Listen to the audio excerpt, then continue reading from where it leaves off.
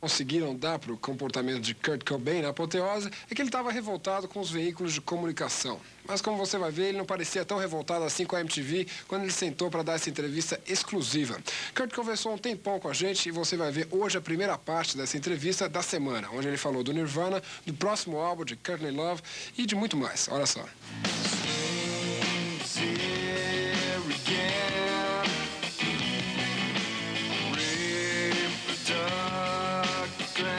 I think we're going in more of an experimental new wave type of direction.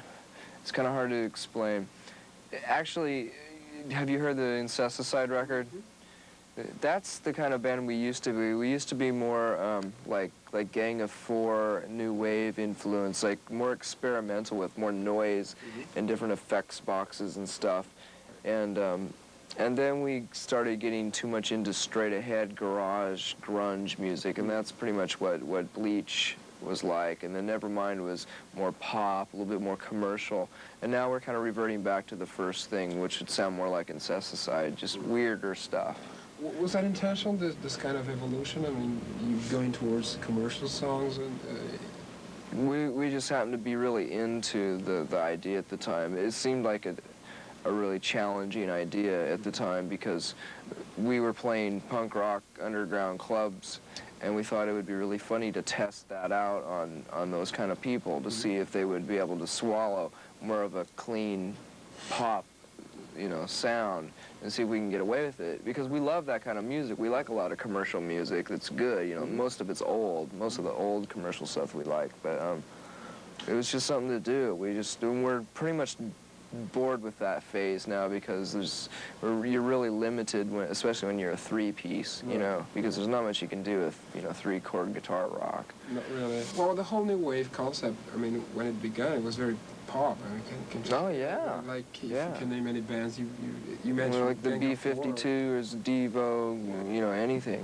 I think that's one of the most grossest periods of music in history is right around the mid-'80s when this crossover metal and punk rock thing started happening, where it wasn't cool to write songs that had melody anymore. It had to be total noise and aggression all the time, and I just got really sick of that. Amanhã tem mais Kurt Cobain exclusivo só aqui na sua. Vou falar até de Madonna. Isso porque ela está chegando cada vez mais perto do som alternativo que o Nirvana representa, contratando bandas novas para sua gravadora Maverick. Mas por mais que você ache que Kurt deve desprezar Madonna, ele até que admira algumas coisas da cantora, se bem que não exatamente esse namoro dela com o grunge.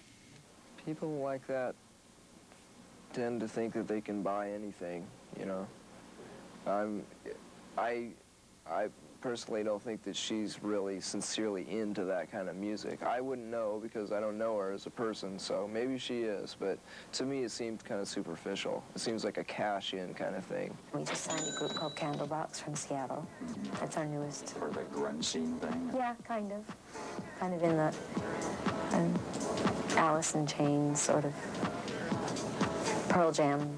And an attempt to be kind of hip and get a little bit more credibility. But in a way, I respect Madonna for the things that she has introduced, because she's introduced some subversive things, and it has nothing to do with sex as far as I'm concerned. I'm talking about like the introduction to the Vogue dance, which originated in the gay clubs in the mid-'80s and early '80s. And stuff like that, and she's always been supportive of things like that, which is, I think, is really cool. She's just from a different world, so I don't expect her to understand punk rock, because, I mean, obviously she knew about punk rock. She had to. If she, she was hanging out in New York at that time, and she chose to ignore it, so that was her choice. How superficial are consumers and all that? The mess. I don't know. It's hard to say right now because it seems like people, well, generally people are looking for things that are a bit more sincere and real now. I try to be optimistic enough to hope that people are looking towards things like that. Outra investida de Madonna no grunge, mas que não deu muito certo, foi com a banda Hole, da mulher de Kurt Cobain, Courtney Love. Bom, também esteve gravando alguma coisa no Rio e Kurt comentou sobre como sua relação com ela interfere no trabalho das duas bandas. Well, we just like to be together all the time. You know, we're best friends. She's my best friend, and so when she's playing music, I like to listen to it and maybe suggest some things, and she does the same thing with me too. And this was just an opportunity for her to, she came with us, and Patty, her drummer, came too. It's just a vacation, and so this was just a spontaneous thing for them to just make a few demos and see what they're going to do with it. Nem precisa te lembrar como foi difícil a passagem de Courtney Love no Brasil junto com a banda Nirvana. Mas mesmo com tanta briga, parece que o casal voltou bem pra casa. Amanhã, Kurt Cobain vai estar falando sobre a música do Nirvana com detalhes inéditos. Mas por enquanto, esse MTV no ar fica por aqui e você continua ligado nos melhores vídeos da sua vida. Claro que Kurt não gosta muito de um estádio e ele tem uma boa razão pra isso. Nem todo mundo saca o que Nirvana tá afim de fazer no palco. I think we played a couple of new songs. And then we did some new wave songs, you know, when we started jamming and stuff. But for the most part, we don't want to over-practice the new songs. Actually, it's a good idea to play new songs, you know, to see what the vibe is like live. But I guess I don't have an explanation why we didn't play more new songs, really.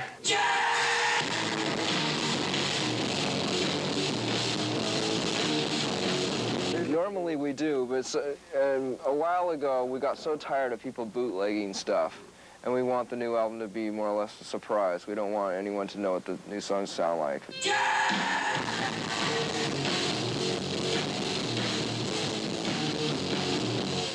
It's flattering to know that we are affecting that many people, but I'm certain that a very good majority of the people had no idea what the fuck we were doing. You know, they had no idea that we were doing new wave covers and trying to have fun and trading off instruments and just trying to have a party atmosphere, because most of them only attend those kind of arena large rock shows, and they expect a very clean, professional performance from a band. So, you know, but as far as I'm concerned, I would rather play in a smaller club, because it's just more intimate and fun. I really like it. I can hear the band. I'm closer to my bandmates, and we can look at each other. I don't have to say, hey, Chris, 100 feet away over there, you know.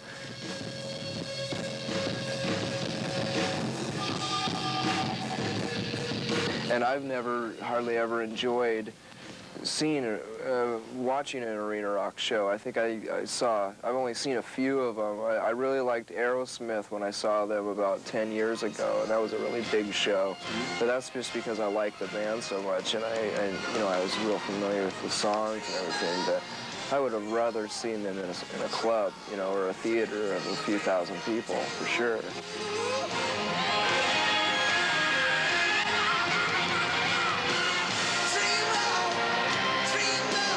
I've never heard a band that sounds like us. I can't say that I've heard a band who sounds like they rip us off or have been influenced by us. And if they have been influenced by us, I hope they've just been influenced by the sincerity we try to put off. Mas se a humildade de Kurt não reconhece ninguém influenciado pelo Nirvana, ele falou sem problemas de uma banda que o influenciou muito, o Young Marble Giants.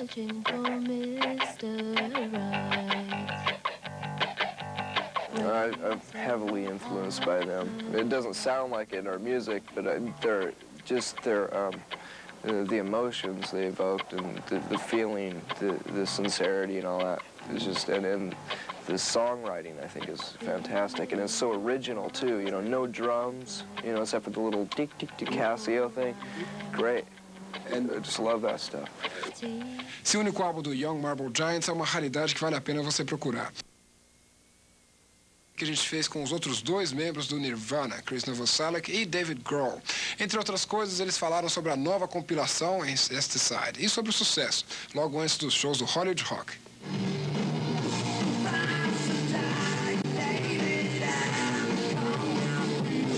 With our music, there's a lot of energy to it, and in the smaller place, the energy translates better.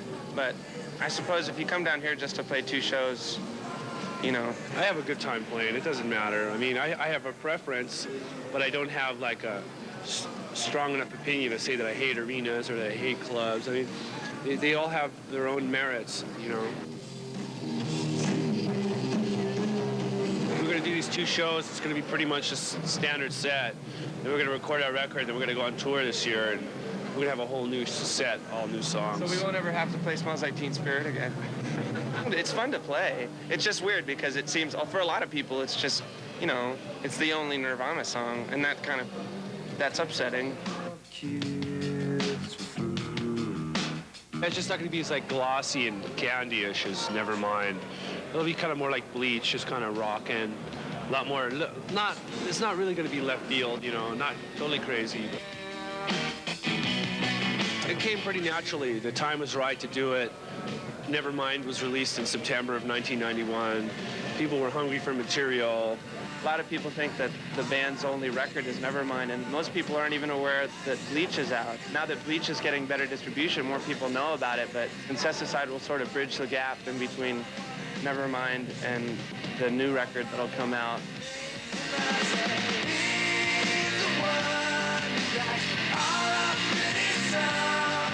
Yes and no. It's kind of like Neil Young's got Harvest, and then he's got Harvest Moon. Well, instead of taking 20 years, we're just going to take 3 to go back.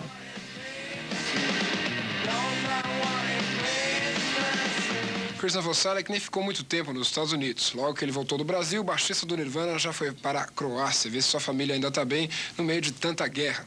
Mas vamos então para a última parte da nossa entrevista da semana com Kurt Cobain. E hoje ele fala por que prefere uma imprensa alternativa do que as grandes revistas de rock. E você vai ter uma ideia melhor de qual é o problema que ele tem com Pearl Jam.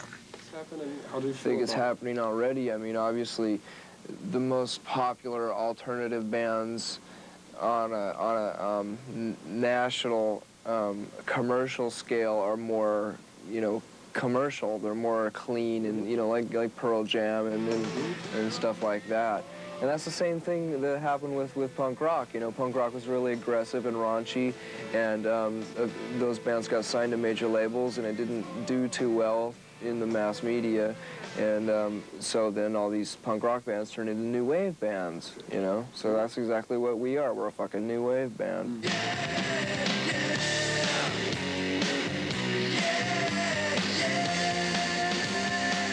I don't really like to think of this as just strictly one of those kind of bands who used to be punk rock and then went to a commercial option just for you know, financial reasons or to be played on the radio. It was something that we sincerely wanted to do. We really liked the stuff that we were trying to do at the time. And as you said, you were trying to tease your audience, your punk club audience too. Yeah, in a small way. Yeah, it was more of a test. Right. It was more of a test for us, actually, to see if we had enough guts to get away with the acceptance by the people who we respect, because the people who we respect the most are the people in the underground punk rock audiences, you know. I would definitely like to see the people who liked our band, who liked Nevermind because it was easy to listen to.